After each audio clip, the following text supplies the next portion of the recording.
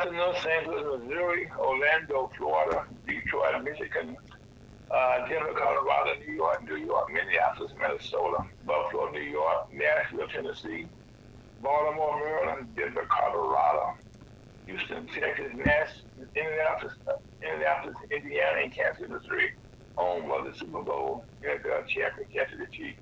Welcome to Lunch with Missouri Kingdom Conference for April the 22nd, 2023. My name is Aaron Bush, host and creator of Elder Loud. How you doing, Rep? Fine. And how's the family doing, sir? Fine. And Brother Scott, how you doing, sir? I am too blessed to be distressed. Right now, I got to check on the wife. She's right now within a couple of weeks for graduation. Am I right? 2 weeks from now, yep. Getting close. Yes, sirree. That's my Brother Scott there. That's celebrating his house real soon, and also gonna hope that later on today will be Scott DeBoer III. But right now, we're broadcasting live on USAHotTalkRadio.com from beautiful Ferguson, Missouri. Well, we are part of Ferguson, Missouri, which is Los Angeles City and Orlando, Missouri. Also, we want to thank you for making the Lunch to the Missouri team. Missouri team conversation for the weekend. Especially on the business area, they've been thanking so much. Made the point what you do every weekend. Almost 108 years now. So anyway, without any further ado, we have prayer with Elder Lowndes, who's the pastor of the Walnut Park Bible Chapter Church, located at 5547th Avenue. That's St. Louis, Missouri, 63120. And the word you hear be that of the Elder Lowndes, the pastor of the Walnut Park Bible Chapter Church, at 5547th Avenue. You have a prayer for us. You located at 63120. 554. You give me that again. St. Louis. Please forgive my voice. It's got that sinus time of year. But next voice you'll be that be loud and clear will be that allows the pastor on up for Dr. Arbitration located at 5547 Middle Avenue, that's North St. Louis, 6312. Brother Loud, how you doing, sir? Fine. And what you got here. Thank you, sir. Heavenly Father, we thank you for waking us up this morning. You didn't have to, but you did. And Heavenly Father, we thank you for a wonderful gospel, how that Christ died for our sin, was buried, and rose again. By continuing believing to the saving of the soul, continues to make heaven your home before you sleep and after you sleep. Heavenly Father, I ask you bless the sick all over in the universe. You know what to do. And Heavenly Father, as we have a wonderful fellowship with you, in Jesus' most precious name, amen. Elder Lowndes, we want to thank you for that beautiful prayer, because right now, all over the universe, we have nothing but turmoil. The Bible says that, so we should not be surprised if peace will be there. So, what you got for us this week, sir? I got something, but it's a revolution, Aaron. Okay. You know, people don't know what the revolution is. And I'm going to give them a meaning of what the revolution is a mixed culture of all nationalities in one, working for the better and the goodness of Jesus Christ our Lord. We need that. We definitely need that, Rev. That's a good revolution there. That's what a revolution is. Everybody right on time. Be workers together, all over the universe. We need to get on the right track and stay. Remember how Christ died for our sin, was buried and rose again.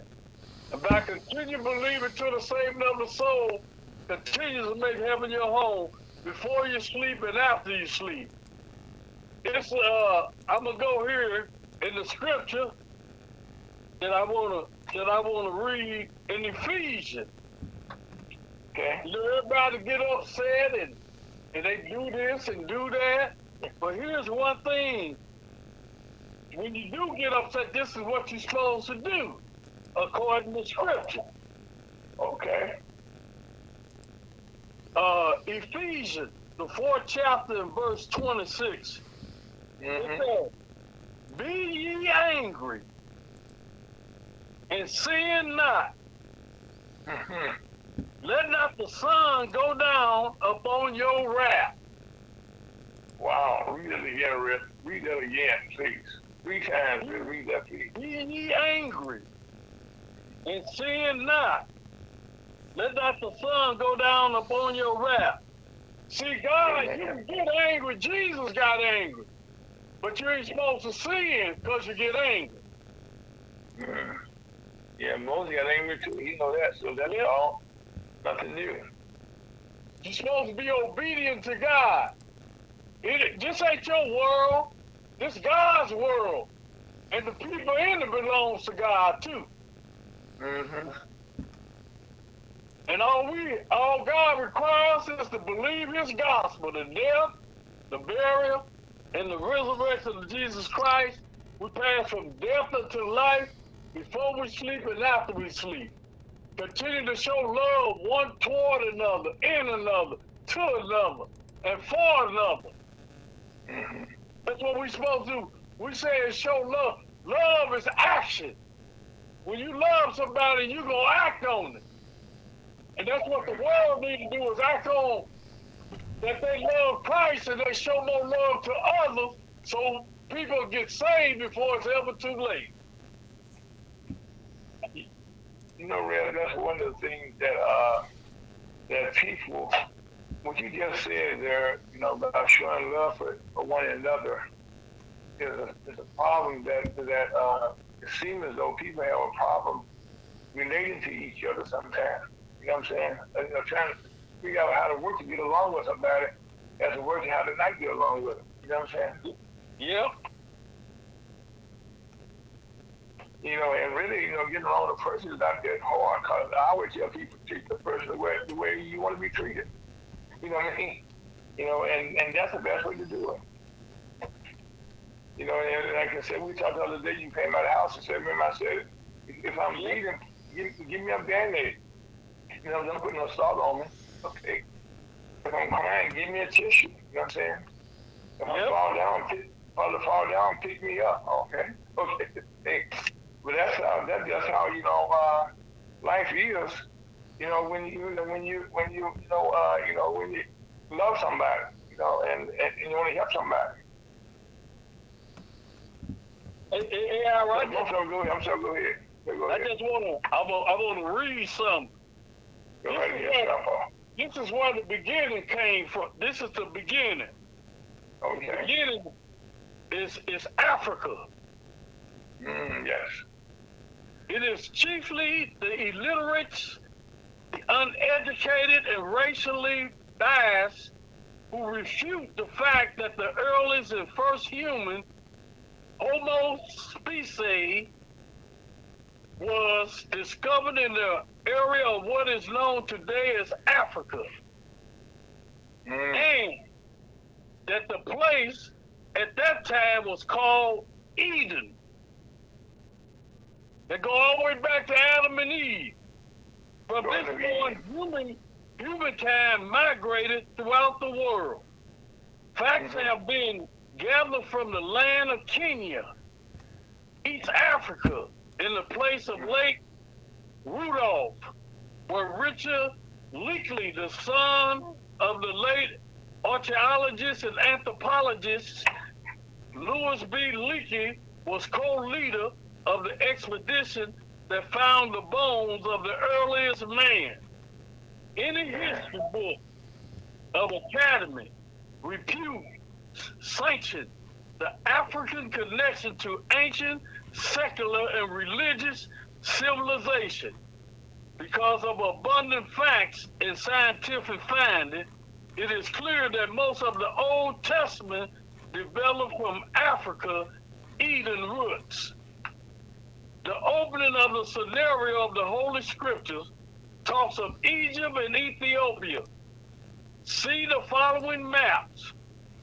At one time, Egypt and Ethiopia was considered one and the same, and very often in Bible, they are synonymous.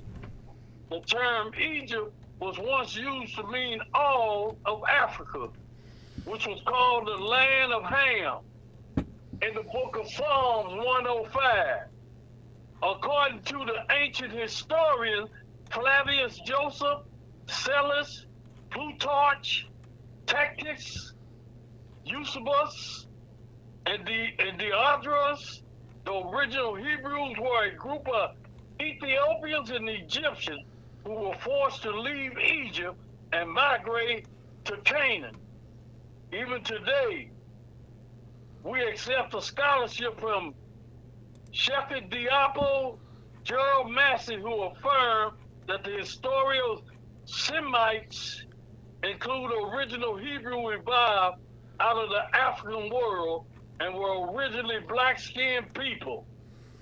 Manetho's Egyptian historian corroborates this impression. It is without doubt that if the Jewish clan of 70 persons were not black upon entering Egypt to see Joseph, it is certain that they were black when they departed under the leadership of Moses.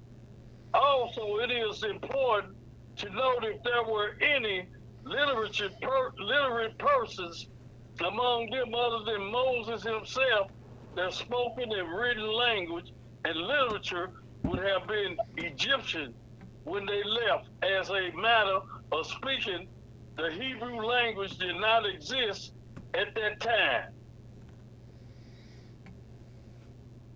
That's just information I just like to read to give the people. And that's why I started off with get angry, but sin not. Well, Rev, you know what? It's funny you were talking about that today. Just this week, okay, there's been a new movie coming out, and they have the Queen Cleopatra. It's the news about Cleopatra. They have a black woman named Cleopatra, and there's an uproar because so many people had watched the movie Cleopatra. You know, Elizabeth Taylor playing, who was a white woman playing, Cleopatra. But like you just said, all of the history back in those days was all in Africa. I mean, and today that's still a land of color over there. You know what I mean? No matter where you go at. And I know one of the things you just mentioned about Kenya. Well, right now, I'm happy to say that the National Chamber of Commerce was in Kenya the first part of this month, okay? We're working right now with Kenya, you know, to get some things done now, you know, to have some trade, between our country and their country. So that's right now, we're reaching back now to go back to bring their resources to our country and take our resources over to their country, and we can work together and don't work together, to help each other grow economically. Amen. Yeah, so right now, okay, when you talk about that, I mean, so you really just get a lesson today.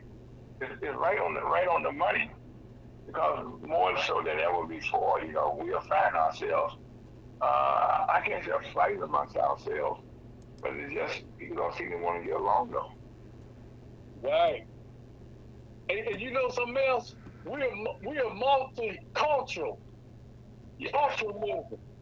Everybody needs Jesus. All over the universe.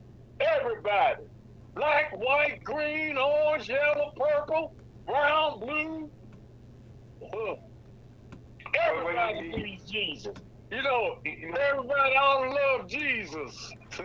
That song said, everybody ought to love Jesus. Jesus. Jesus, he died on the cross to save us from sin. Everybody ought to love Jesus.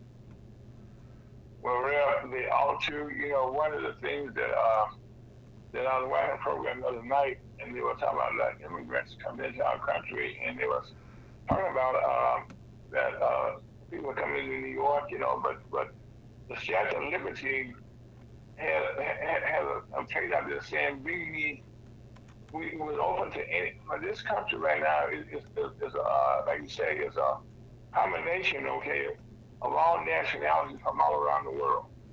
Anybody can come here and have a free opportunity, okay, to work together and get things done. And when it seems as though, just like you're reading there today, okay, about biblical history, what took place back in those days, and people write down, then we talk their history nowadays to understand, so we'll make the same mistakes, but also use those as building blocks.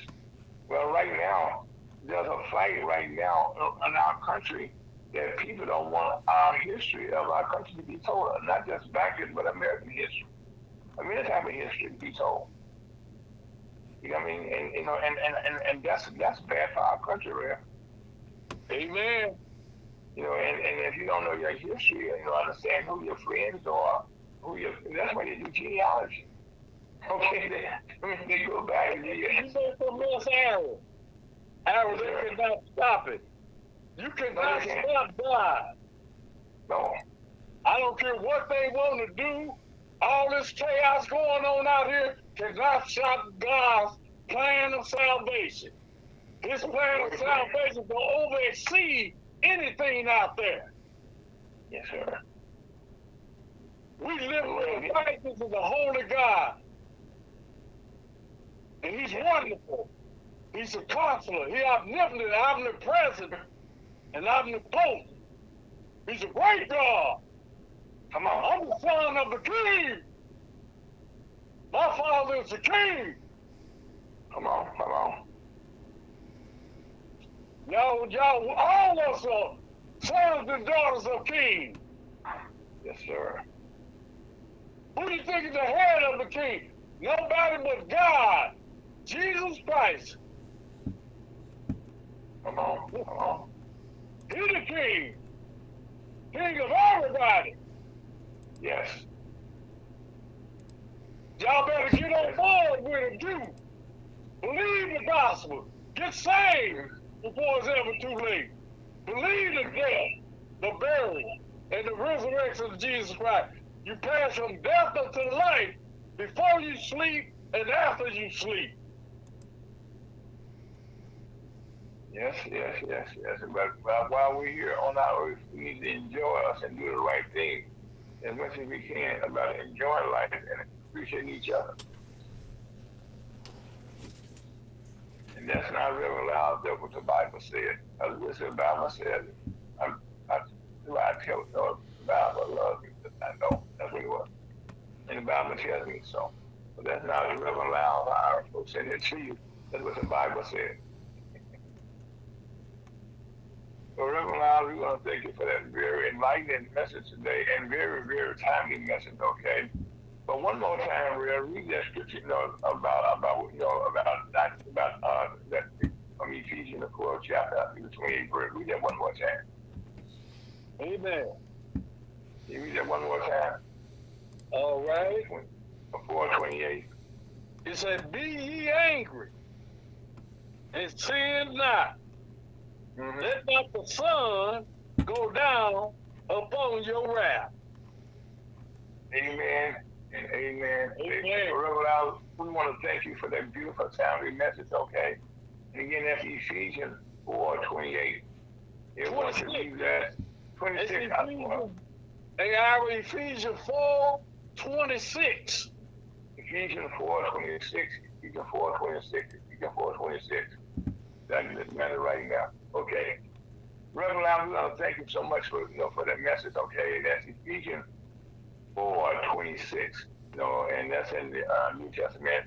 But again, we want to thank you, first of all, for joining the luncheon with the Chamber of Commerce on a beautiful Saturday. Thank you for joining us, and Scott, and live switching it out again, Scott.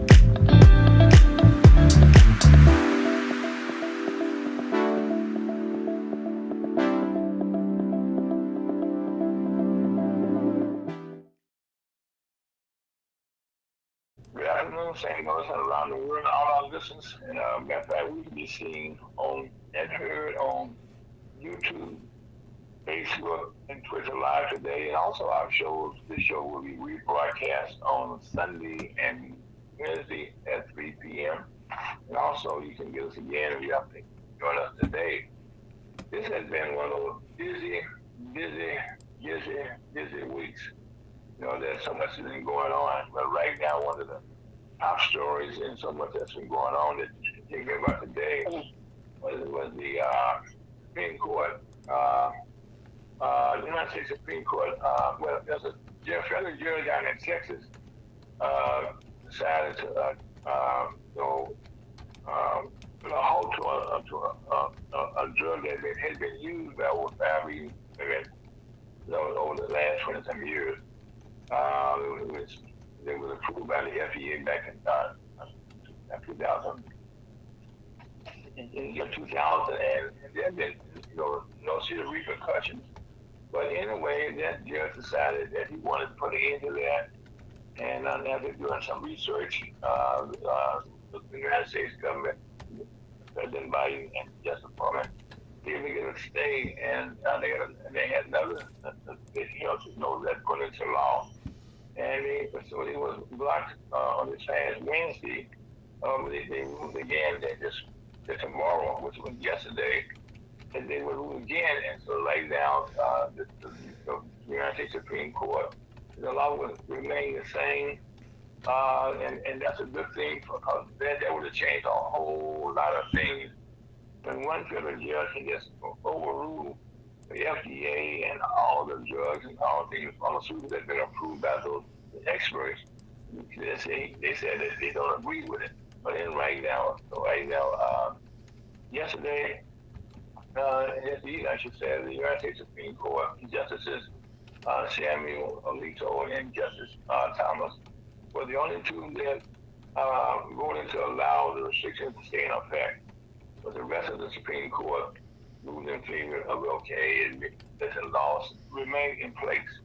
And so now, what this means is that the case will go back down to the 5th District Supreme Court, which is the U.S. Court of Appeals, which is the 5th Circuit in New Orleans, Louisiana, and right now, between now and then, on May the 17th, 2023, we will have another ruling. Now, other than that, and this is about birth. Okay, this is about people living life and not life, and abortion and stuff. And so this is another one of the things. That's the Roe versus Wade, and another attack on women's rights. And also one of the things. Okay, when people do their history and research, and they had this research on this judge and found out, okay, that he wasn't even qualified to do something that he did. This kind of reminds you what happened last year, when the judge down there in Mar-a-Lago, who was unqualified, who made some decisions that were eventually overthrown, and and they took it to the woodshed. So I think this is another one of the rulings here, okay, that we make us the woodshed again. And also this week, it's been a bad week, okay. So I guess for young people again. Recent shootings in the United States highlights risk being posed by proliferation of guns that involve young innocent people. Started in Kansas City, Missouri. A young man actually shot last week, but the case became hot. It became in the news on this last weekend after the gentleman who shot this young man rapidly off. This is a young man, 16 years old, about 5'8", something like that. But anyway, the man who shot him was 84 years old, white man. He woke up, went to the door. This really tall black man in the door, over 6 feet tall, and he's feared for his life. So he shot him right up in the head and then in the arm. Now, after doing some research here, right now, there was a warrant applied for. And then they looked back and found out, they tried not to call this a hate crime, but it is a hate crime. Because he said because of the man's color, that's why he feared for his life. And so it turned out the gentleman, Mr. Lester, has been accused by his former wife of being very abusive. His son even came out and said that his grandfather, he feels sorry for him because right now he's been kind of brainwashed, about racism. That's why watching Fox News day in and day out, and that's why he's kind of felt that way. So that's how he woke up in fear. So say in another shooting took place in upstate New York. Caitlyn Jenner was allegedly shot and killed by a gentleman by the name Kerry Moorhan, 65-year-old homeowner, when a car, when a car, the state of driven up into the wrong driveway, turned around and was leaving out okay. And the man came out and shot them, okay, and her boyfriend, and then they got lost. The GPS doesn't work way out in the road area sometimes. You can't get a signal. And so they accidentally went into the wrong driveway, and guess what? They were shot and killed. And then early Tuesday morning, 2 members of the LD tribute group, they had been to practice, and this is in Austin, Texas. And they were shot by a man named Pedro Rodriguez, 28 years old. After one of the teams, you go to this parking lot nowadays, you have vans and cars that look similar to each other. And so they put on the wrong door handle, and then they walked away, and the man got out, came over and shot him. I mean, honest mistakes again, which people just doing something. I mean, I mentioned it's around. He was picking up his twin brother. He went to the wrong house by accident, on the wrong street, and just knocked on the door and got shot. Well, these young ladies, okay, they made an honest mistake, and they didn't get shot. And in the driveway, they made an honest mistake, and they ended up getting shot. And then, like I said, and then the worst of all to me, okay, was in North Carolina. This makes no sense. A little kids were playing in the yard, and the basketball rolled into the man's yard. He came out and shot. Not only the kid, he got no fragment in her face, but her father's in the hospital, and also somebody hit her mother. And this man, he was ringing, and they caught him down in Florida. He returned to North Carolina. But these are shooters here for no reason whatsoever, rare. Any of us have made mistakes. Some of these, I go down long driveways. I make a U-turn. People put my driveway all the time. Make a U-turn. You know what I'm saying? Now, I see people going along and talking a lot. They put on do it. Oh, I'm sorry. Okay, I'm sorry. I'm not going to long do it. I'm sorry. But nowadays, hey, this is, I don't know where, what to say. I mean, but right now, people have all these guns out here, and the bad part about guns, I'm for guns, okay, don't get me wrong, but be trained how to use a gun. Know what you're doing. Know how to identify a target.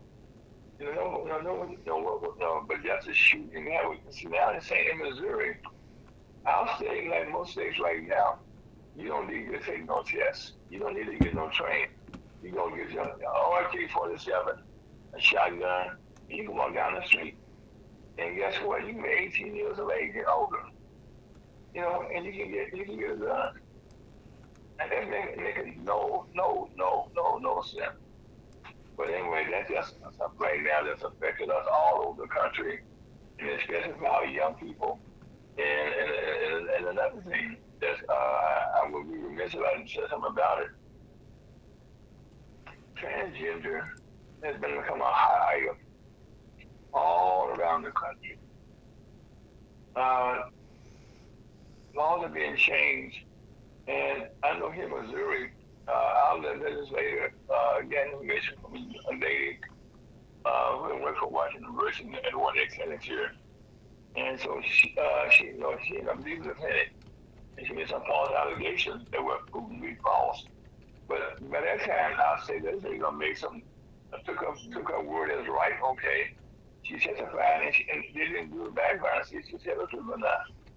So right now, all over the country, you see kids protesting against they've been targeted. They can't vote for themselves. I mean, and like the people were being killed down there in Tennessee, where those killings took place, where we had the school shooting there with 3 young kids, 9-year-olds lost their lives, and some of the adults, and House Representatives, the Tennessee 3, and 2 black boys fell. Well, they was all trying to protest and tell about gun shootings. And then just the next week, we didn't talk about this, but we had 2 mass shootings in Kentucky almost in the same week. I mean, but there's so much other news going on, okay, and they didn't talk a lot about it. But also, one of the things that we have to keep in mind here, also to keep this in mind, that this past week, Fox News and agreed to pay, this is this $787.5 million Dominion voting system settle a defamation lawsuit for a false claim that Dominion didn't change with the outcome of the 2020 presidential election.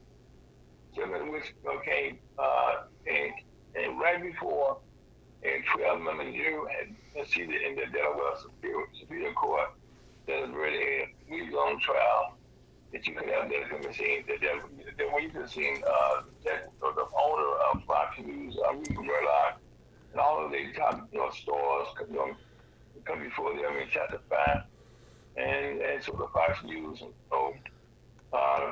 paid half of the $1.6 million, but there are other lawsuits that are taking place right now coming down the pipeline that have been sued. Now also, this settlement here did not get my fellow guys and a lot of the people off like Owen Mills, New York, and Giuliani. They are also still being sued for by people also about the Dominion voting machine. And so there's a whole lot more lawsuits you're going to be reading about in the weeks to come. And also one of the things that I'm happy to say, and I should have said earlier in the program, that there was an update on Wednesday, Center for Disease and Control and Prevention, signed off a more effective booster schedule for people who remain at the highest risk for COVID-19. So they have a choice right now for 2015 for 2 booster shots. They either get a Pfizer for Moderna, their booster shots. Then you can get those now, to make sure that, because COVID right now has not totally gone away. And mainly because a lot of people did not get their vaccinations, and so they still, so the disease is still out here, in fact, a lot of us still wear our face masks, right, Red? Yeah. Because right now, at our age, you don't get a do-over. So I don't take any chance, okay? And also, this past week, while all this was going on, there was some lawsuits going back and forth in Manhattan where former President Donald Trump was indicted a week or so ago. There was not a lawsuit, but the subpoena was given out by the United States House Representatives Jim Jordan Committee against Alvin Drags, the U.S. Manhattan attorney, trying to subpoena a former witness that had wrote a book after he had left the department there, talking about what had happened there. And so the trial is going on, and so they came together the other day and agreed. I said they, Alvin Braggs, and also the Jim Jordan Committee, to work together on allow a former prosecutor, the guy named Mark Pomerantz, be disposed, the representative of the district attorney's office be present. That's good. Now, this is some huge news here over in the country of India. And India is a very large country. But right now, India is on track to surpass China as the most populous nation in the world. China, we got a lot of people, okay, but their population decreased some years ago when they put a ban on them having kids. And so that population went down. But in India right now, and I said India is so important, the National Chamber of Commerce, the first of this month, was requested by the country of India, country summit there. They were having 20-some nations there to be a part of. I talked about this last week, so did Chuck. That we were invited to Kenya. Well, we were in Kenya doing a trade delegation trade mission over there. The Department of Commerce. We had a delegation there, and the delegation was there. Then we got a request to come to India. So we were able to simultaneously in two countries, to come up with an agreement in two countries where the National Chamber of Commerce has been invited into. Amen. And so right now, not only I mentioned about Kenya now, but we also been invited to come into India. And right now, India is the most, with them saying here, it is the biggest population in the world. More people. And so whereas we may be a minority of blacks in this country, but in India, there's a whole lot of black people up there. And they got a lot of business opportunities there. They want to do some trade delegation to our country with our black business here, not just black, but minority business here. But that's actually coming. We don't just say we want to be black. We want to be anybody that want to be with us. So that's the thing, who we are. But we're not trying to say we're going to turn down anybody that people want to do something to improve themselves. And that's what we're here working on. And also, another good thing that I can say here that we're doing is that as we here in our country, let's see here. The Missouri Senate this past week. Oh, by the way,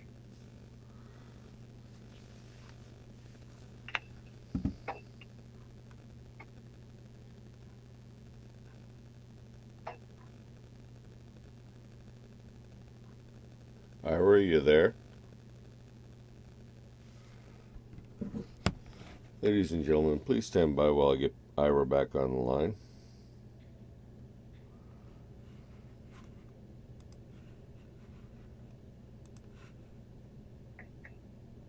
good morning, good afternoon.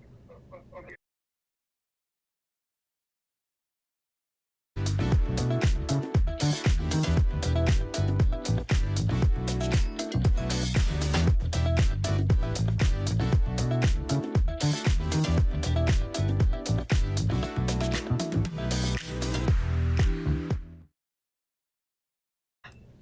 Well, welcome back. We had a little small technical difficulty there, and Scott took it right away for us. But what I was saying when we were out, we were talking about Tennessee, about some changes being made down there, okay, where one of the people that was accused of himself, that the XPO after the ethics committee found out that he had harassment, sexual harassment allegations for some the insurance down there, which is a very, very bad thing. And also in Missouri, House Representatives, that the Missouri Senate just restored the money back to our budget of a lot of states, where libraries get money back. And this money was removed by the House Representatives here in Missouri. Because that's some certain books that they felt that the library should not have. And most of the state libraries and the county libraries, school libraries, they get money from that state, and that's how they exist. And also the Missouri House and Senate agreed to limit China's ownership of land in Missouri. And also also in Missouri, the House and the Senate agreed to limit China's ownership of land in Missouri. Because in the past, China has found a lot of land in Missouri, and now there's a limit on how much land they can buy. And also here in the city of St. Louis, this past Tuesday, a new board of aldermen was sworn in. And for the first time in over 100 years, they had only 14 members of the board. They cut it in half from 14. And so there's a new change there that's taking place there. And also, here in St. Louis, in St. Louis County, the hijacking and murders continue to rise and to increase in our cities. On that note, we visited the luncheon with my Kim Commerce Way, beautiful Saturday afternoon. There was also there, Scott, and that's real, man. We're about to come back with our beers. That's Mr. Kovac. Scott, take it out of here.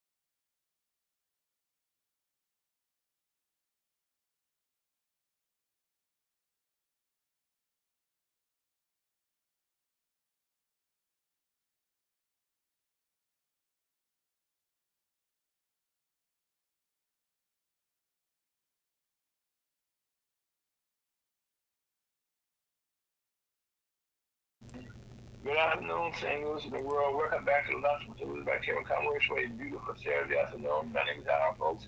And today I'm honored to have one of my very, very good friends and also my mentor, also my big brother, Mr. Bill Kovac. Bill, how you doing today? Doing pretty well, thank you. You've given away my age. I mean, people with that description will think I'm 150, and I'm only 100 now. Well, that's okay. That's okay. But Bill, the longer you're here, the more wisdom you have to share. Okay. That's true. Yeah. Okay. And right now, we need wisdom more so than ever before. Amen. If you're gonna find wisdom, you better go to a higher level person than me, because I'll tell you, I don't think there's a lot anymore in Washington D.C. or Sin City or whatever you want to call it. This place is going crazy. Well, Bill, it's funny you would say that, okay? But I can't just blame D.C., okay? But around the country as a whole, you know, there's so much going on, you know, and just before we get started here, I just want to kind of let people know a little bit about this. Bill wrote a book over a year ago, and you would have thought that the book you wrote it just yesterday, because it is so timely. And the name of the book is called Reform the Ecostocracy. That's it, right, Bill? Ecostocracy, yeah. You're getting close. Okay. I was posting on what it had been in the past, okay? But people not understand what that means. Ecostocracy, ruled by the least principal citizen, is a form of government in which the people least qualified control the government are the people who control the government.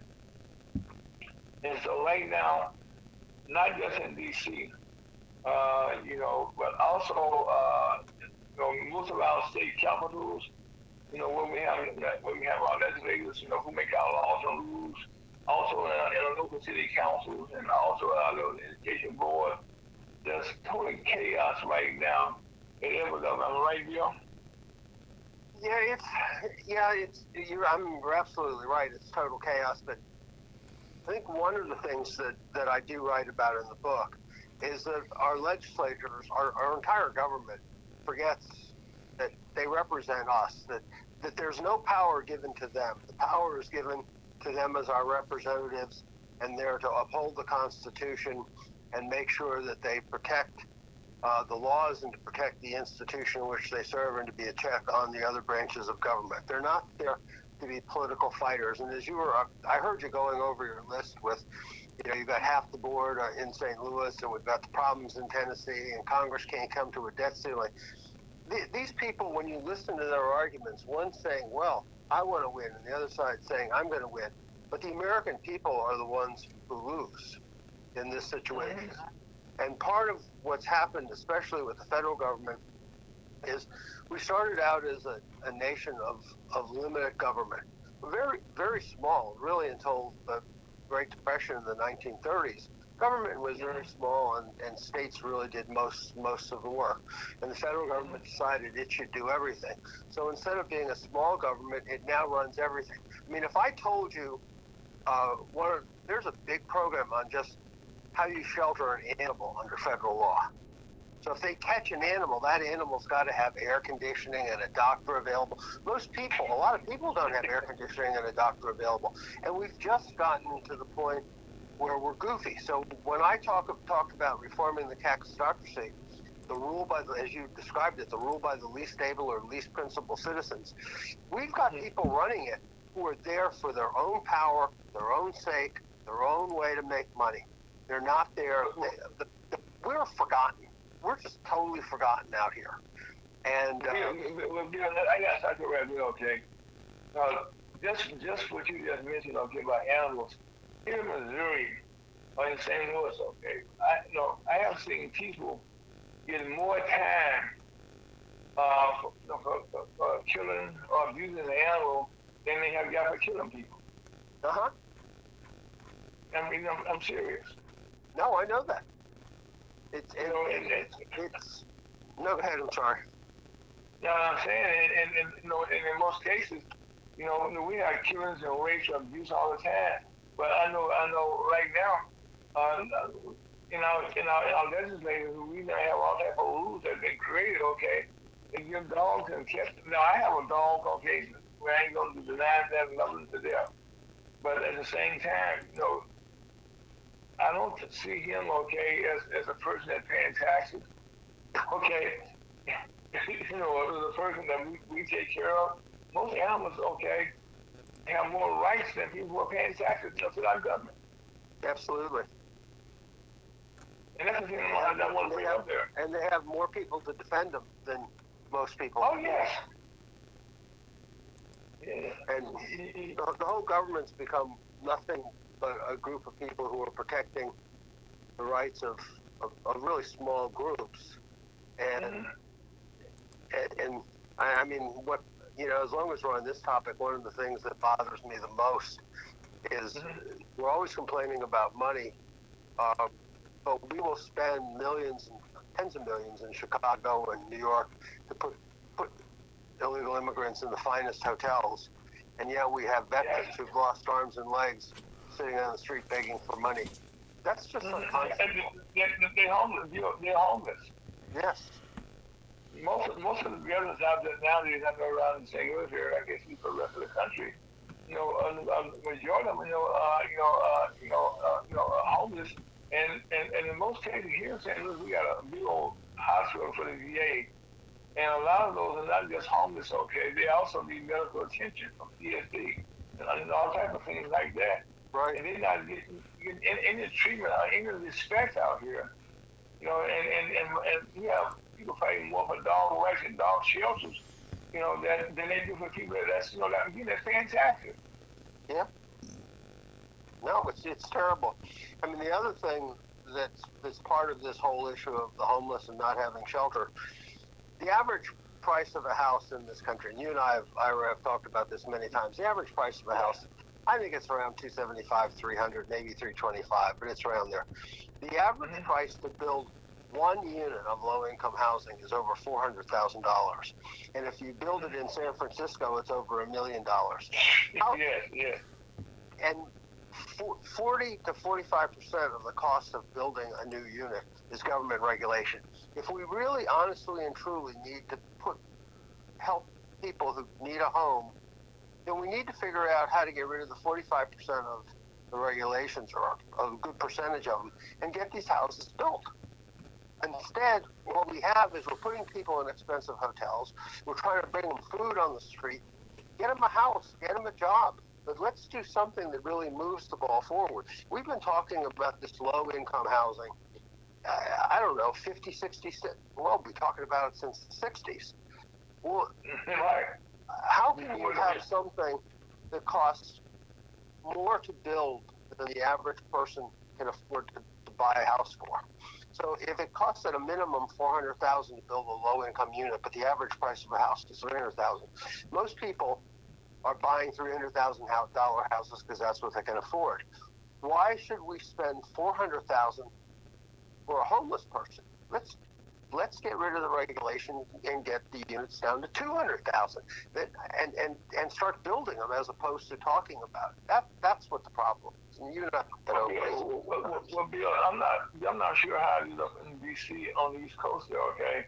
But I know that here in the state of Missouri, and also Illinois, which I know it's out of the area here, that a lot of people being forced out of their homes because of code enforcement.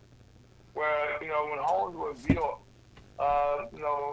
rules have changed, okay, said you got to change this house, you got to put this in, you got to have this type of maturity, you got to have some new rules now.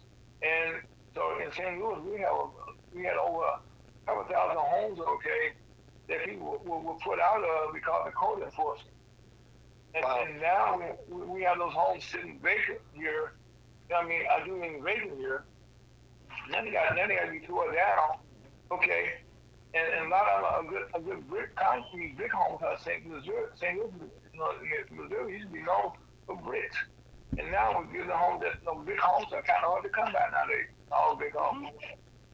It's because right now bricks are kind of hard for him to build a big home like we used to. But now, but it's just being tore down.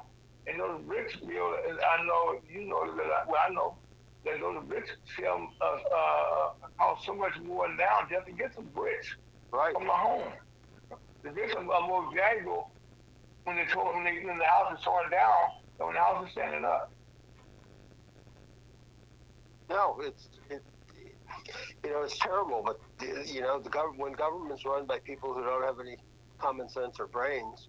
And I don't mean it, and I do mean it in a derogatory sense, but sometimes you have to look at the properties you have. Like around here, we don't have that problem where they're moving you out because of code violation. We have a different problem. We have people who are elderly or sick, and perhaps, they don't pay a tax bill or something. They may owe a couple $1,000s in taxes, and the government comes in and takes their home and keeps the proceeds. I mean, same here. This is insanity what we're doing, but it all comes back to. It all comes back to we meaning you, me, the people, everybody who gets up every morning, goes to work, and goes to the polls and votes. We put these people in office. And, the problem is us. I mean, we've got to find people who really want to serve, who want to be fiduciaries to the citizens, and we don't have them right now. Everybody's into politics for their own benefit. I mean, right now, people go into politics to make money. Nobody should be making politics. I mean, they shouldn't be starving to death, but they shouldn't be making money. And if you look at it, especially at the federal level, they go into politics and they make their $200,000 a year, and they come out and they make $2 million a year. It's really sort of this revolving circle of here, you want to make money, go into politics. Around here, we don't have like a big high-tech community where people can make tens of millions.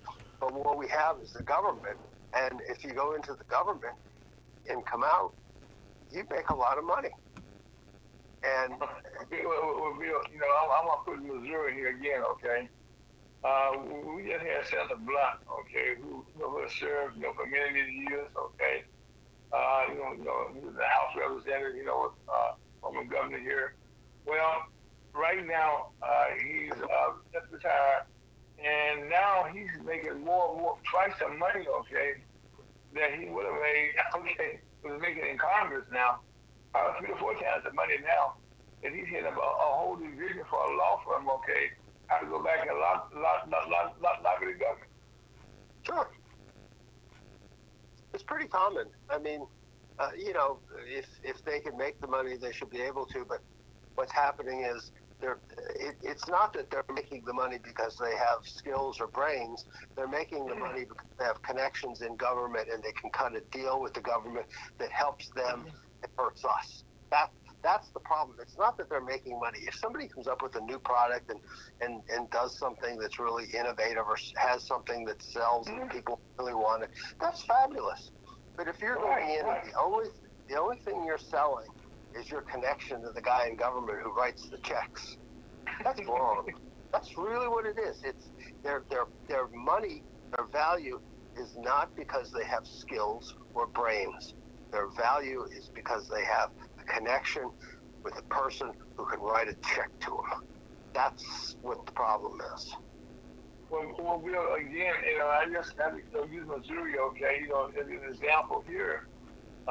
Just in the last month here, we have a lottery, that most states have now, right? And so they're attempting to pass a law now that if you win for the lottery, that you cannot quit your job and start working for a company, okay, that will survive the service to the lottery. And that's the place because a lot of the people who were join the lottery left the lottery system, okay, into big time jobs. Dispatch out people that they had those things like that. And they just go down. So and also in Missouri, we have had people who were retired from the House of Representatives. I think we passed a bill, okay, for a company, right? Then that company would have them right out of after we have had people step down from the leader of the House of Representatives here, step down from the leadership post to the job with the company that for the bill he just passed the last session. Yep. I mean, 4 or 5 times more money. That's not right, Bill. It's not. But again, we tolerate it. The people, we get to vote every other year. Sometimes, like in Virginia, we vote every year because we have off-year elections. But if you elect that kind of a person, that's the kind of government you're going to get. I mean, the government is nothing more than a reflection of the people who vote for it. And if we allow corruption to go, I hate to say it, it's our fault. And, look, you're doing your part. You've got your radio show. I do my writing. But we're a country of 325 million people, and a lot of people who don't pay any attention to it, and this is what we get. Also, Bill, we just got right into talking about the book, okay? But let us talk a little about Bill Kovacs. I met you when you were last Chamber of Commerce, so let's start there. What did you do prior to, tell a bit about Bill Kovacs? I know you got 2 beautiful sons, a beautiful wife, and a beautiful daughter that I worked with, in the past. Tell us a bit about Bill Kovacs. Actually, believe it or not, I started my career on Capitol Hill. I was a counsel to a member of Congress, and then I became chief counsel to the Transportation and Commerce Committee. And that was probably the most exciting job I ever had because I was there, and it sort of gives my age away. Do you remember when the Penn Central Railroad went bankrupt and all the railroads in the United States were going to stop, commerce was going to stop? Well, I was the chief counsel to reorganize the railroad. Oh, wow. So that was really a very exciting time because if we were under a court order to get it done in a year, and we got it done in 10 months.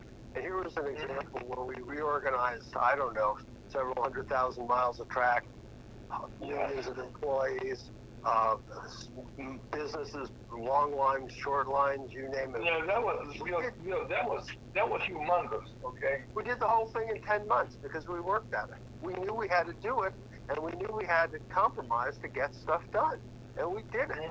I didn't care whether you were a Republican or a Democrat or a socialist. All I knew is we had a railroad that we had to get done, and we got it done, and that was really exciting. Just so you know, after I did the railroad, I never did any transportation work or anything like that at all.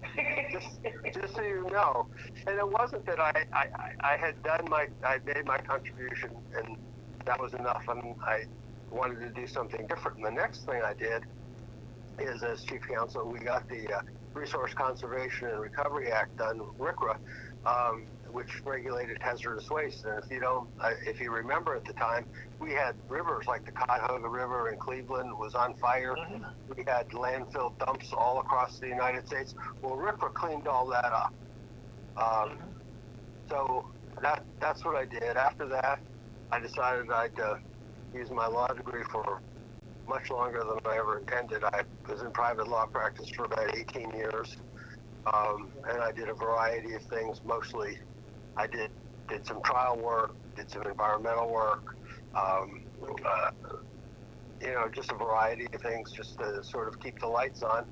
And then after that, a friend of mine became president of the U.S. Chamber and asked me to come over and serve over there and run the Environment, Technology, and Regulatory Affairs Division, which I did.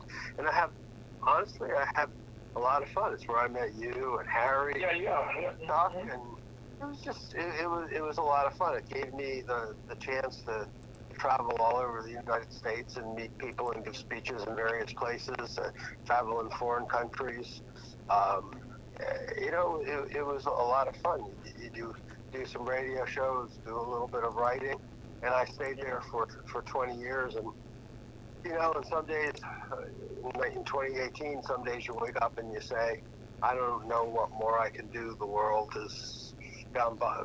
It's time to do something else. And I had always wanted to write, so I stopped doing that and started writing. And since then I've done 2 books, and I write regular articles for the Libertarian Republic, the Thinking Conservative, the Hill, Town Hall, a variety, and Reform the Cacistocracy, so a variety of ones. And then periodically I talk to my friends on the radio, like you. Okay, you just, I forgot about what you did with the railroad. In the last 6 months, we have had a lot of railroad accidents that have been, real bad accidents. And most of the time, we're finding that some of the laws that have been probably established, you did probably years ago, have been kind of rolled back. What are your thoughts right now on the industry and the railroad and do with about it now? What do you kind of look at? Well, I mean, look, there's no excuse for a railroad having accidents with trains going off the track. It's just that simple. Railroads aren't like rocket ships. These are 2 tracks that have to be level for the entire length of the trip. These are not, we come up with all these things. You've got to disclose what kind of materials you have. I mean, a lot of the hazardous materials were not disclosed. Nobody seemed to know what was going on. When we put the hazmat laws together, it was really pretty simple. It was tell local emergency people what's on the train in case there's an accident. It's really pretty simple. The tracks have to be straight. They have to be level. They have to be tested periodically. Railroads are not. I mean, yes, the CEO is going to tell you they're the most complicated thing in the world. Look, when we were doing the reorganization, we had probably several 100,000 excess miles. And we were told by the unions and the states and the farmers, everybody told us, if you can't take this away, you can't take this away. If you take this away, the railroad won't work. And we had a very good study done by Princeton University, or Mathematica. And what we did is we did an analysis of where does all this freight go? How does it get there? And what we found out is the same thing applies to railroads as applies to everything else. 90% of the freight went on 20% of the track. And we didn't need all of it. We just didn't need everything else. And there were places where you had an entire railroad serving one farm. Well, isn't it cheaper for that farm to get the material to a railroad station than for the entire railroad to go to the farm? I mean, you just have to apply common sense. You're dealing with people, and sometimes people, the problem is, and I'll tell you this honestly, I know a lot of people in this country. Most of them really are smart. They're not smart like they can do calculations and they're going to go in and do a math formula or physics or quantum mechanics. They just know you got to have straight tracks for a railroad. The railroad, the principles have changed since the first railroad. You got to do segments, the tracks wide. You know what I'm saying? Yeah. They got to have segments. As a small kid, I was down south. I used to walk on the railroad. We have fun. And when the train can't get off the track. Yeah. That hasn't changed. Okay, they still make all that noise. They got all that engagement now, but now some of the problems they have that are common sense things that they redid. Okay, they're not checking the brakes on the train to make sure that they, and like you just said earlier on, that maintaining the track in your train is like maintaining your car. Well, it's one of the reasons why they have vehicle inspections for automobiles. You got to go in every 6 months or every year, whatever you go in for. They check your brakes, they check your lights. Why do they do that? So your car doesn't lose its brakes while you're driving. And the same thing, but I'm sure that the railroads are like everybody else. If you look, and in some fairness, we started this years ago. When we were doing the reorganization, there were so many people working that was called feather bedding at the time. But you might have had 100 people working a train when you needed 20. Well, right now, those 20 are probably down to 2. Right. So nobody's really checking anything. They're just sort of assuming everything's working. And it goes back to like automobiles. The reason you check is so that you don't have the problem on the road. Again, it's common sense. You don't need to be a railroad engineer or any kind of an engineer to figure this out. It's like you check the tracks. Well, the thing that mostly we find now that the brakes on the trains are overheating. And they now have sensors on the trains. I guess now they hold electronics that somebody know, or then they'll either lock up, which is automatically and naturally they lock up.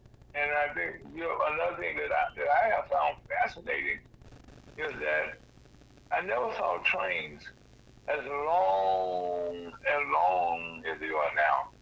And here I just also feel they now have locomotives. I always was taught, I'm not always taught this, what I seen or saw, that the locomotive was at the head of the train and pulled the train. Now they have a locomotive in the middle of the train working. How does that work? I don't know, but I'm assuming what it is to be able to pull some and push some, just to make them longer. But again, it's every time you add something, every time you add length to it, it creates other problems. Just like, why do you think they have limits on truck sizes? Right. They have limits on truck sizes because it's harder to control a big truck. Well, it's got to be harder to control a big train. And right. But what they're saying is, well, we're making the transportation cheaper, and maybe they are, but right now, the railroad industry in the last 50 years has become extraordinarily profitable. I mean, when the Penn Central went bankrupt, they were really losing money everywhere, and the work rules everything was terrible, and that got straightened out. And now they've gone to the other extreme where they save every penny they can at the risk of safety. I'm shocked because I think the people of East Palestine have been very, very patient in waiting for both federal help and state help and they're sitting there with a lot of toxic waste that nobody knows what it is. I don't know if it's harmful or not. I'm assuming it probably is. But, you know, I'm surprised that they didn't, several things didn't happen. One is that as soon as the spill occurred, that they didn't, because there was water involved, that they didn't invoke the penalties under the water laws and hazardous waste laws and Superfund, because all of these chemicals went immediately on the ground. And at that point in time, day one, second one, there should have been federal orders out there for a cleanup. Not a cleanup right away for the city. There should have been cleanup by the railroad. The railroad spilled it. The railroad should have gotten there, and the railroad should have cleaned it up. Not this idea of, well, we're going to wait 14 days and see who shows up and see if there's any federal money. And no, there should have been an immediate, you spilled it, you clean it up. And that it's that simple. So, funny you were mentioning that. Yesterday, Joe Biden signed an executive order that will create a White House Office of Environmental Justice. He said what he wants to do is ensure that poverty, race, and ethnic status without even worse exposure to pollution, environmental harm. And this is what it's saying that right now. You just said here, the Republicans call for less regulation in oil, in oil production to lower energy costs. While they take it away, make it cheaper, they're making more money. The price they're hauling down will be more expensive. yes. So they're not losing money. And they said they're making billions and billions of dollars. But like you said, something that caught my ear here. Be down to maybe 2 people, put it on a train where you can have 100 people or 20 people. That's a problem right there. Right, that's a huge problem. The other, as you were talking about the Office of Environmental Justice, and I have mixed feelings, certainly mixed feelings about that. Number one, the environmental laws of the United States should apply to every community equally. Thank you, sir. If you can't pollute in Beverly Hills, you can't pollute in East Palestine. It's that simple. And they're setting up an Office of Environmental Justice to say, well, poor and minority communities have been more affected. They should have the same legal protection as every other community. There's no reason, just because East Palestine or whatever is poorer than someplace else, or East St. Louis or whatever, it doesn't make any difference. Right. The environmental laws, and I think we make lawmaking too complicated. In other words, the environmental laws applied everywhere equally, and everybody was cleaning up the mess wherever it is. You wouldn't need an Office of Environmental Justice to say, let's think about how we can clean up the mess. No. Why are you thinking about that? Why don't you just clean up the mess? You've got the laws, you can do it. Well, one of the things, we understand that what's going on from the federal government in D.C. is kind of, it's more chaos than the government. You're kind. Okay, they can. But having said that, most local governments right now, when it comes to pollution or whatever, they are passing a law saying, I do not want this in my neighborhood. Right. That's nice. You share, probably that's much where you are. That we have these cities around St. Louis that have said they don't want common things to come to be in their city. They want to go to another city. And they can less afford to do certain things. And they right next to each other. Well, nobody wants anything in their city. Let me tell you, I was one of the jobs that I did omit because it was only part-time. I was chairman of the Hazardous Waste Facility Siting Board in Virginia for 2 years. And the way we dealt with, they called it the NIMBY problem, not in my backyard. The way I dealt with it is, and I was pretty successful. I told everybody, look, we're gonna put this facility in the neighborhood that wants it. We're not gonna put any facility in a neighborhood that doesn't. But let me tell you, there are going to be incentives for neighborhoods to take it. And so I went to the companies and I said, okay, here's what you're going to have to do. you're going to have to go and you're going to have to tell the host community what it is you're going to do, what the protections are, and what incentives you're going to build. Are you going to build them a new school, a new community center? Are you going to help with downtown? Are you going to do low-income housing? It was amazing because once those incentives were in place, it was a lot easier to deal with cities for several reasons. One is they said, we know what the safety standards are going to be. We still don't want the facility, but we're going to get 2 new schools and a new community center. So it's going to help us. So there's a trade-off. And my feeling was always that if you just tell a community, we're putting this here because this is where we want to put it, the community's mostly going to say, no, we don't want it. But if you tell the community you're going to do something for them, then they have to think, is it better to have this done, or is it better to just live the way we're living? And most communities will say, gee, we need this. And every community wanted something completely different. Nobody wanted the same thing. But that's fine, because every community needs something different. And it was a good way for the industry to figure out what they were going to do. The community knew what kind of protections they were going to have, because if they didn't get the protections, they weren't going to agree to it at all, as opposed to government going into a place and just shoving it down your throat. You can't do that. But the other side of it is, look, and this really bothers me. Let's take Alaska and the oil reserves.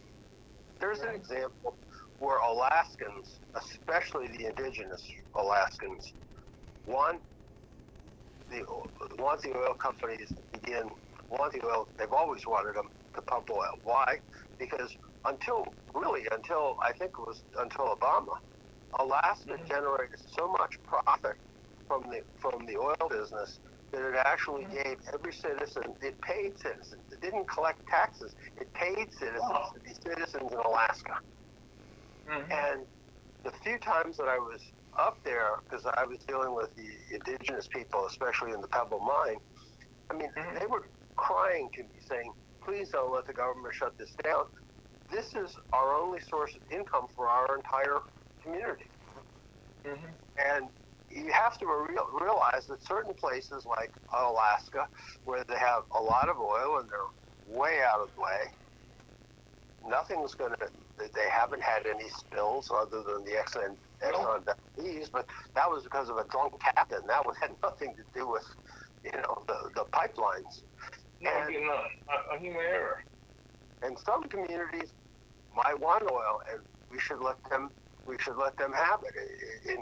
But what happens is the national organizations, like the environmental groups, they organize. They don't live in Alaska. They don't even want to be in Alaska, but they don't want Alaska. They don't want Alaska to pump oil. Well, that's wrong too. So when you get to these, local community things, I think there really are ways to handle them. It's just that, again, you gotta get government out of the way and bring in people who are just frankly have common sense. Some days I think it'd be better just to have people elected to Congress randomly. In other words, take a dart and throw it against the wall or something, or pick people out of the telephone book or whatever. You can't do any worse. Well, I wouldn't be remiss if I didn't bring this up, okay? George Santos, New York Congressman from New York, he got elected, and he had told all types of good lies, And I know one of the things that a lot of people don't go into politics at certain levels because it's all the scrutiny that comes with it. I mean, your whole background, your whole life going to be exposed, and all this. And so if you tell a lie, okay, they're going to be exposed to you. Well, you know all about that, okay? And so right now, okay, we're looking at it right now that he is there making more money than made his entire life legally, okay? And then when the staff go with him, Glad you put in legally. I said legally, okay. And he has his staff go along with that. And the Republican Party in New York said, we don't want you. But he said, I'm going to run for re-election. Yeah. Mainly because what you just said. He served a full term. And also I will be remiss, if I didn't ask you about with the consultancy is actually at full play in our House of Representatives right now in D.C. Because right now, Mr. McCarthy is only controlling by maybe 4 or 5 votes right now. He had so many sessions, to get the job, and there were so many concessions made that didn't make good sense. They made different people, okay, they cut deals.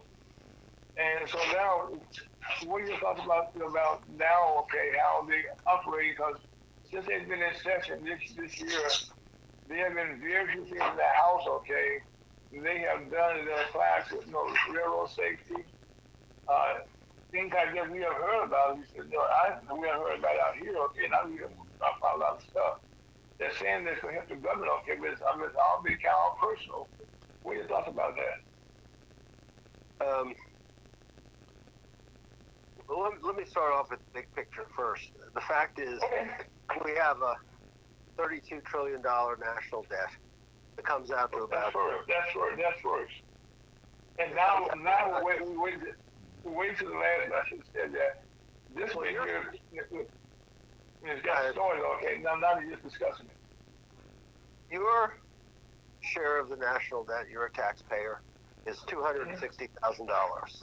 My share is $260,000. With interest being probably pushing things up to more than $500 billion a year just on the interest, our shares are going to go up and up and up, and eventually, whether like it or not, our children at some point in time, and your grandchildren, my grandchildren, whatever, they're literally, if the United States is going to survive, they're literally going to be in involuntary servitude to the federal government, because there's no way that this debt can be paid without the federal government taxing and taxing and taxing.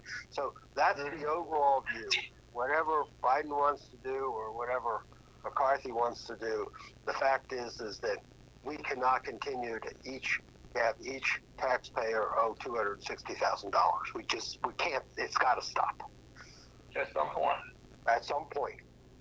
The second thing is, we give out we give out in terms of state programs around $750 billion and another $500 billion in grants to friends, and now we're doing roughly $1 trillion on green technology. So that's $1.5 trillion, $2 trillion that goes virtually to private people or contractors or consultants.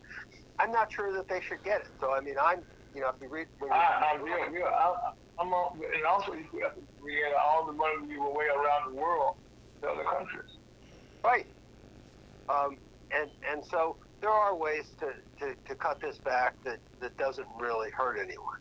So, I think that there are things that you really can't cut, and I'm showing my age, Social Security and Medicare.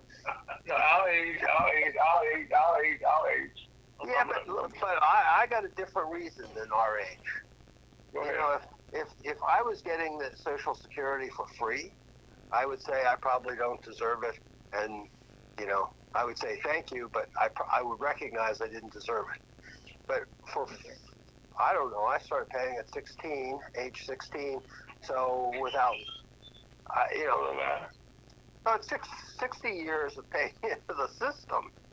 I put a lot of money into the system, and if that money, I read an article one time that if you just put it into the bank and the bank compounded it at 5% a year, which is less than what you could have gotten over all those years, you'd be far further ahead than what the government's going to give you. So as far as I'm concerned, they've had my money for 60 years, and they owe me something. I feel like, I've bought this. To me, I bought an annuity, and it's just the federal government instead of an insurance company. That's how I look at it. Now, getting down to, between McCarthy and Biden and Schumer, I think they're both nuts. McCarthy's trying to be reasonable, and the stuff that he's put out is really not bad. I think Biden saying you've just got to have a clean one is really a little bit crazy, because you can't have a clean one. You can't spend more I think you got to go down every single thing and ask yourself, well, what is it that we're doing? One of the things that McCarthy wants to do is put on a cap on spending for the next, I don't know, 10 years at 1% growth. 1% growth is not a lot, but we've already spent $32 trillion. That's a lot. That's a lot. We have more debt than the entire value of the United States virtually. That sounds over. Yeah. So, and then the other stuff is, 80,000 new IRS agents. We only have 10 or 12,000 agents on the border, and we're going to have 80,000 IRS. I mean, it's just, again, common sense. Where's your common sense? If they said we're going to put an additional 10,000 IRS agents in because, we've got some problems and we've got to audit some bigger people, okay, go do it. But, 80,000. So that's another, $200 million. You've got $700 billion that are out there in unobligated pandemic funding. Well, if it's been unobligated and nobody's spending it, and it's just sitting in somebody's basket, take the money back. Well, you don't have to spend it; just take it back. You could rescind the 70 or 80 billion dollars right there. Asking adults who have no dependents to work in order to get welfare payments. I don't have a problem with that. I mean, look, I've been working since I was 12 with the paper route. So, I mean, I don't even think about it. I just get up and you just do it. Obviously, a lot of the people today and a lot of the younger generation don't think you have that obligation. So that's a mindset. But if the society is going to pay you, they probably expect something from it. And then again, if you look at a lot of the things in my book, we have every year we fund 1,000 laws that are not authorized by Congress. Let me repeat that. We fund 1,000 laws that are not authorized by Congress to the tune of to a little over $500 billion. There's plenty of lot of money. There's so much money everywhere. And why I sort of like McCarthy's is he's picking stuff up. The money's not spent, so let's get it back. Let's limit the growth going forward in the future. Do we really need to spend another $1.2 trillion on green technology? Well, we really don't, because we don't even have enough infrastructure to take the electricity generated from wind and solar now. So there are a lot of things that we could do. Whether McCarthy's, the 4 or 5 points that he raises are the right ones, I don't know. I've got 10 different ones in my book. Are they the right ones? I don't know. What I'm telling you is there are so many pots of wasted money that you just pick your pots. That's all you have to do. This isn't the game. I mean, it's like if you went home and you had money all over the living room, just all over the floor, on the floor, in boxes, whatever, and your wife comes in and says, we need a little bit more money because we're really short this month, and I have to get something for the grandkids, and I have to do this. I need an extra $500. You wouldn't say to her, go to the bank and take out a loan. You would say, pick the money off the floor, bring it back, put it in the bank, and then write the check from that. I mean, that's what we're talking about. I mean, coming back to, it's just a lot of this stuff is just common sense that people have to think about. What's out there that we're not doing? And if you just look at it, if you have 1,000 programs that are unauthorized, costing us $500 billion, you picked up $500 billion. If you really don't need all the green, the 1.2, the bill started out, Biden said it was only going to be $300 billion. Well, now it's $1.2 billion. That's an extra $900 billion. So between the 900 and the $500 billion, you've got 1.4 trillion, and we haven't even touched anything that anybody wants. Yeah, well, I agree. Okay, that in our country, that I looked at some of the things that you mentioned there, and like that, I'm one thing that we support like Saudi Arabia and different countries like that, those are places like that who got who money, and we give all those people money, and they got money. Yeah. Okay, I mean, and then they turn around and slap us out of here. Yeah. Well, but let me say this to you. Okay? I think on my way, Chuck the boy just joined us on. How you doing, Chuck? Good afternoon. How are you? Nice How are to you, meet you. Kovacs? Yeah. Good afternoon, everybody.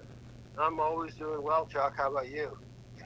Just before we get into a long conversation, I had told Ira I do have a hard leave at 3:45. Okay. Hey, I man. have something more important than your radio show. My family. They're in from out of Okay, no. You gotta do. We always have family first. You don't take your family. No, Bill. I'm not sure you're aware of this, but Chuck just successfully did something else. I put into another email today. Our chamber, the manufacturing company, was part of a delegation that Chuck that went to Kenya. Most recently. And while they were there, they got an invite from the country of India to come up there to be part of a trade delegation to come up there. So I want you to tell them better than I can tell them what I'm talking about here. Well, we got a little bit of time. Bill, these are traditional trade missions, and the Department of Commerce executive-led trade mission was to Kenya, and I was invited by Undersecretary Cravens to join them, and we did, and it went very well. But simultaneously, we had an invite from India to attend the SoFi Technology Conference, as well as the Delete Chamber of Commerce and Industries G20 Summit. And both went very well. And it's something we could probably talk a lot about forthgoing, but the talking is kind of like, what is the action, that we'll do? Right. And that's where the commerce and type of topics of what I came in on about what we're doing as a country and where the resources are going and what's the return on investment. Well, if you've got any good ideas, please share them before I leave. Well, ours is simple. We're sticking to our mission. It's economic empowerment throughout the diaspora through commerce, through doing business with each other. And I see what I think is, and it probably is, as a country, we've got to shore up our trading partners and the people that are in support of one mind with our economic policies, as opposed to what's going on with China and Russia, and Brazil and South Africa as they're looking to place the dollar. But a lot of that has to do with us updating our policies and trying to get everybody on the same page. Well, good luck on that one. Yeah, there's no luck. It's not going to happen. Anytime it's defaulted and led up to politicians and politics, it has not had much success. One of the things is, as you talk about shoring up our trading partners and getting everyone on the same page, I mean, a lot of what Ira and I were talking about today was, just using common sense. I mean, one of the things, if the federal government could just focus on securing the country, international trade, and its relationship with our friends, and just let the states take over a lot of the domestic issues. I think government would be able to focus. Right now, I don't think there's any focus at all. I just think it's like a little kid in a toy store. They, every toy they see they want, and it's not helping anybody.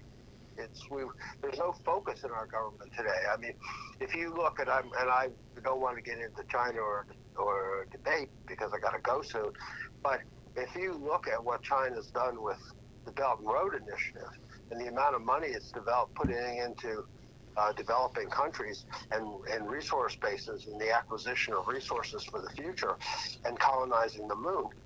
It's pretty frightening considering, that we've got a defense secretary who talks about what kind of books he's reading over the weekend to get keyed into the culture.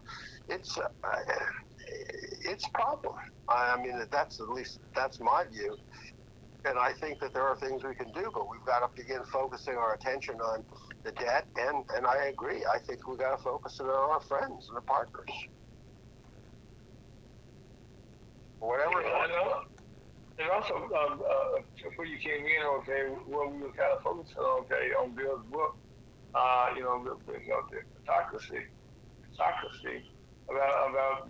about at least the people who should be governing, and how people that's in charge right now, and in House and Senate, just in charge, and are government not just national but also local, but right now nationally, that the things that's taking place that people are in need of, they're not being discussed, not even not being made, okay?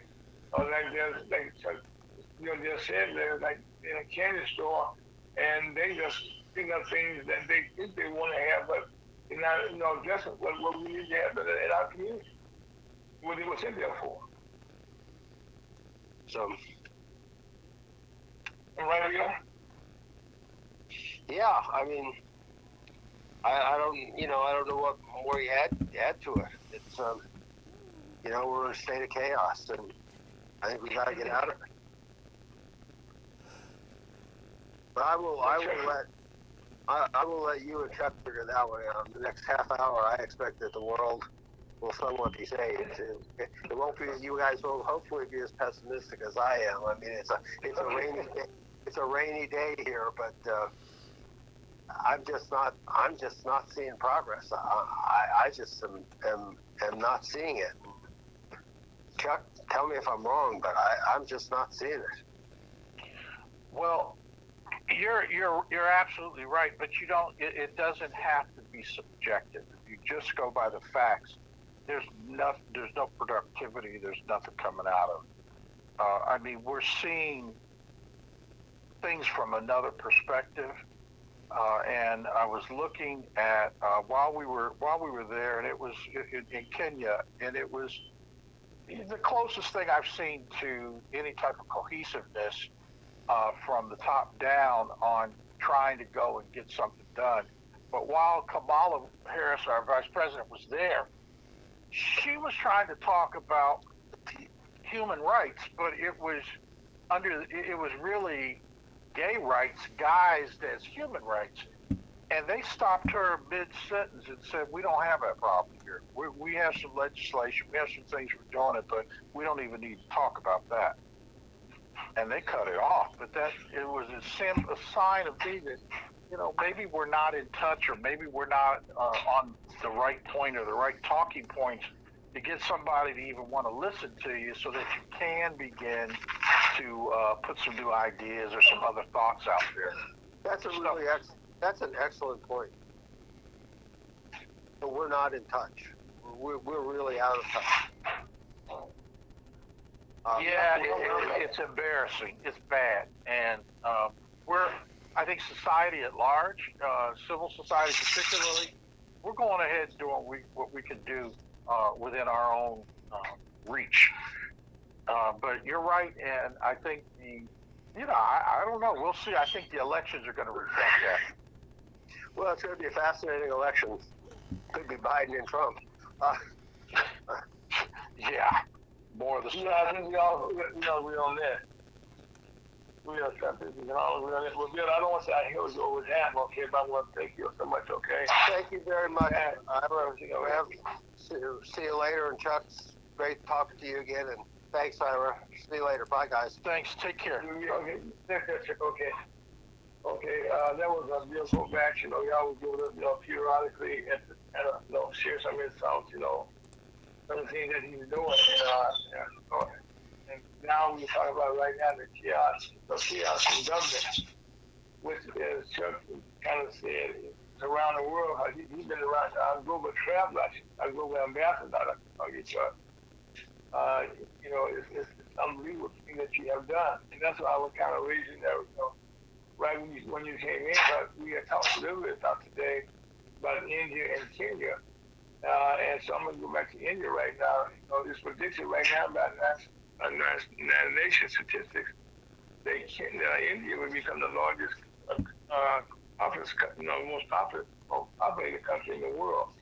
And so with you going there, is there any benefits to our country for the black community from that we can speak on from that job? Yeah, and just the fact that you're asking is really incumbent on the National Black Chamber, and what we're doing is what do we see? What opportunity? And think of it as it can be on any level, from a farmer to somebody like, some of the businesses we have. We have a company like just makes unique sunglasses, colorful, like black folks like, with all kind of patterns, and just something different that isn't your standard cookie cutter kind of thing that's out here. And if we're able to find a good or a product or something that's unique, like one of the ladies that went on the trade mission, we're on a Zoom call, and I'm looking at her earrings. I'm saying, "Did you get those in India?" And she goes, "Yeah, you like them?" I said, "Yeah, but those are different. They're unique." And they were like gold, but just had that kind of Hindu or whatever whatever generated the design. Wherever the genesis of where it came from, it was different. And, it didn't mean anything to me religious-wise, or it wasn't that deep, but it was just a nice design. And she said, "Yeah, I'm getting a lot of compliments and people want them." And I just looked at me and said, we're just exposing new products from different cultures, different mindsets, and different people. And if we acquiesce to the human element, that, I used to have an uncle, he would say, design is everywhere. Design, creativity, whatever somebody wants to do. And that's really what we're doing, is making connections. So to answer your question, we're setting up trading partners, direct trading partners. You have an Amazon now that you can get your product on, and don't tell them where the buyer or what you buy, don't tell them where it's coming from. But it isn't sufficing all needs. And a lot of people just want to say, "Hey, can I have, through my website, can I find somebody, or can I learn what you all learn? Can we experience what you experience?" So they want to understand entrepreneurial development. They want to understand exporting, importing. They want to understand what might be available, because in other countries, they're not giving attention to small business, and they don't have organizations such as ours that is dedicated to that, as opposed to, as Bill was talking about, the lack of getting what we need from our government. So, they want us to be big government and depend on it a lot. But boy, look at all the stuff we don't have. So let me give you another example. That it's home. So let's say we got small farmers, and when I say small, I mean they don't have a lot of land. In some cases, they may not even have a tractor or a plow or whatever, but they can grow what they can grow with their old style, old hand. Like, get out in that field and pick it, or bring a bunch of people over. We're gonna have a pick party, and we're gonna try and harvest our crop. Well, there are like an old days. Yeah. I mean, but the old days are the current days in a lot of places still, from that regards. So how do we address that? But then that person can still sell what they've got. So in Africa, what they were doing is they would take, let's say somebody with 10 hectares or something, they're growing rice, but they would allow them to put it in something like a storage Ziploc bag type of thing, and they would be able to deliver it to somebody else that wants to buy it. So you didn't have to have bushels and tons and all that and be a commercial farmer to have any type of sales. But what happens when you do that is you are directly connecting with the consumer. The middleman is somewhat knocked out of that. You know, because what they'll do is like with the coffee, people growing coffee, they'll sell a kilo bag of beans. That's 2.2 pounds of green coffee beans, and they'll sell it for like $2.50. But when you roast it, which is what we call adding value, you added value to it. When you roast it, and then maybe you even grind it or put it into a can and it's grains and it sells, that's one thing. You know, so what's a can of coffee cost in the store? Well, then what's a cup of coffee cost? You know, you go into Starbucks and it's like $4.50, $5 or more for a cup of coffee, of which this high quality coffee that was coming, like let's say Kenya, or it comes from Jamaica, or it comes from Costa Rica, or Colombia, or Uganda, or Ethiopia. So some of the best coffees in the world, Arabica coffee, they're only taking a small percentage of it, like in a Starbucks. And so 17% of that coffee is so strong and gives so much flavor. They'll put some Robusto coffee with it. It doesn't have that much flavor, and you'll have a much cheaper product, but it's still selling for $5 a cup, or whatever the cost is. So by not having a roaster, not having that end product that can go to the consumer, the grower is cut out of it completely. And you can't afford to operate a farm if you're always marginalized to the minimum, you know, the smallest amount. So that's part of what we're doing, direct business, doing business with each other, and in the process of that. So, you know, Ira, when you talk about minorities and, you know, how many people, and, you know, we're brainwashed into thinking that we're too little or too small. But when you start aggregating groups that we can work together, let's just say it's no more common denominator than we're all small business. That's frightening. That's frightening to big business. And all of a sudden you say, this is like, you know, we get crazy, but meat, what's going on with the meat now? They're doing so much stuff that a lot of people become vegetarians because they know they can't trust this factory type of production that's going on and what they're doing to the animals and all that. And you know, and so you look at it and say, well, here's a small farm, like in Kenya. They were asking me about pork. They said, we can't get enough pork. And part of the problem is they don't have the feed. They don't have the ability to raise livestock. And the ones you see going up and down the road look like they haven't eaten. I mean, they're, you know, and so it just makes you say, I don't know, I could go vegetarian today.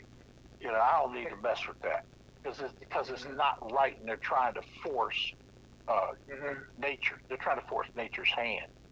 And whether there's a drought or whether there's all these other things going on, we're not using our brains as much as we're trying to use machines to force something.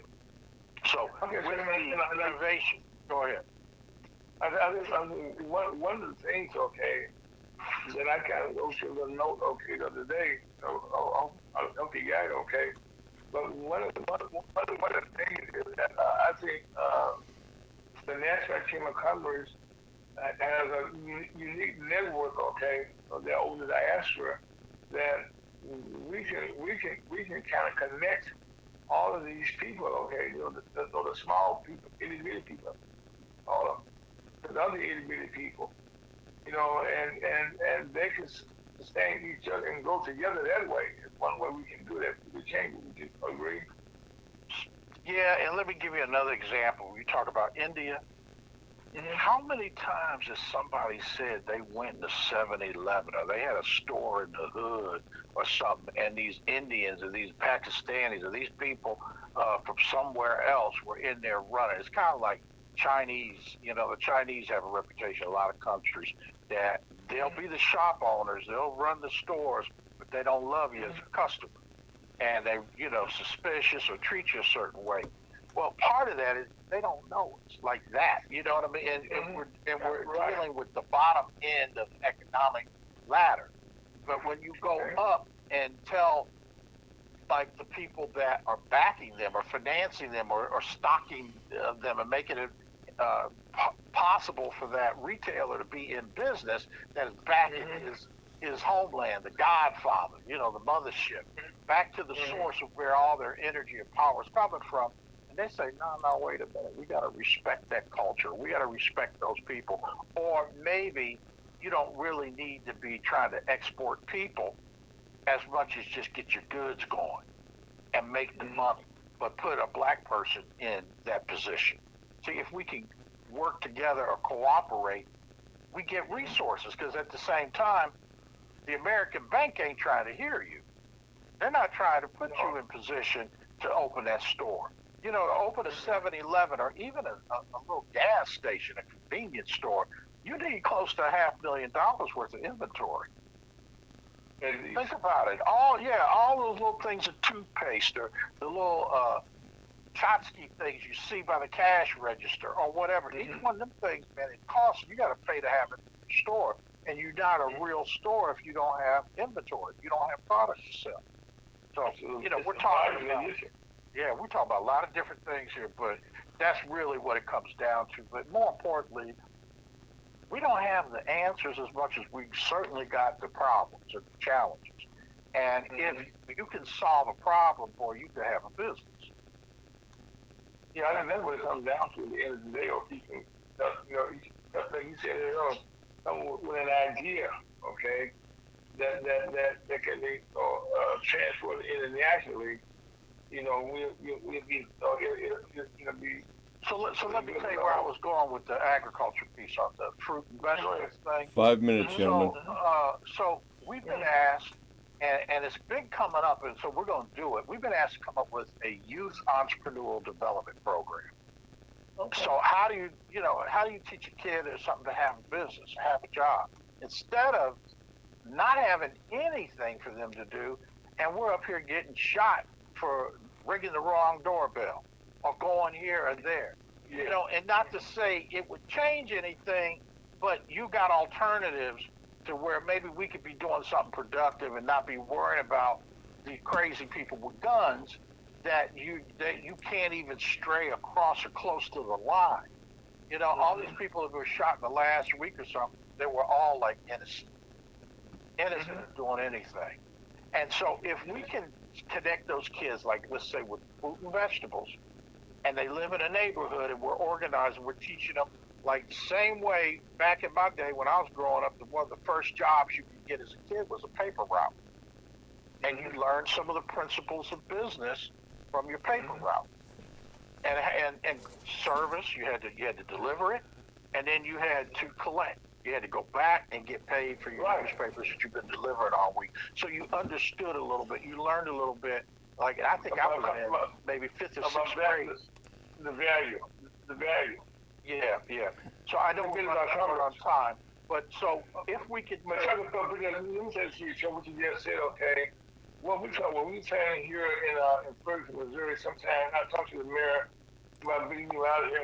We trying to kind of address things of that nature, okay, by young entrepreneurs.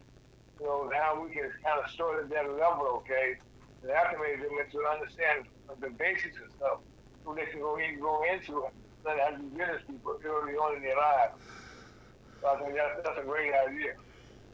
Yeah, so we're gonna set it up so the kids, and it really there will be incidental at their age, but they'll be able to have, whether it be a food truck, a food cart, or a central delivery point within a neighborhood where now there's nothing. There's a food desert. So we'll be able, and these are going to be some of the biggest and best quality, healthy type products because they're small farmers. And the big industrial buyers, the Whole Foods and all them, they're going for industrial farms. So anyway, these are just some of the little ideas. One person comes and says, hey, what can we do for these kids? Another person says, hey, I got these tomatoes. What am I going to do with them? How I can't get to market them? Like I said, well, you ain't got to have a ton of bushels, metric ton to ship. If we could just farmer number 1, 2, 3, 4 through 10 or 100, put what you got, we'll market, but we'll sell them like it's a bulk thing, but then we'll also sell them as individuals. Because we got enough food desert here in the St. Louis area, okay? that we had some farmers, okay, we could make some get in. That's one thing we had tried to do a while back. Remember that rep a couple of years ago? We were trying to work together toward that, with the North Vaccine Congress. But anyway, that's something, we had started already, but we were going to have to kind of be a part of that as usual. Absolutely. But I just want to thank you, Chuck, first of all, okay, for taking the time to get our chamber abreast of what's going on. And also, being able to, right now, you're being heard live around the world on Facebook, YouTube, and Twitch, and Spotify, and you get a podcast, and that's good for us, okay, for the chamber as a whole, and for the national people coverage, that we been consistently, speaking the same message every week by you. Well, it is my pleasure, and we are in service to mankind. But we're going to step our game up a bit more, and we're going to challenge the community to bring your ideas, bring your needs, bring your problems, and let's see what we can solve together. Well, that's always what we try to do, Chuck, is come with ideas and put things to work and working out the community. That's how small business is started. And my name is Adam. That's Mr. Chuck, give us your last word, send us home. Well, stay tuned. We got a whole lot coming. We got our August event in Atlanta, and we certainly want you and your members and anybody else who wants to come on and meet some people and make some business. And network together. Yes, sir. My name is Alphonse. That's Chuck Evolve. That's Reb. That's Scott. And we all thank you for being a part of lunch with the Real King Congress in this area. The show we're going to get tomorrow at 1 o'clock, 3 o'clock. Live again from 1 to 3 tomorrow on Sunday and at 3 o'clock on Wednesday. Thank you so much for joining us. My name is Alphonse. Life is good and keep you safe.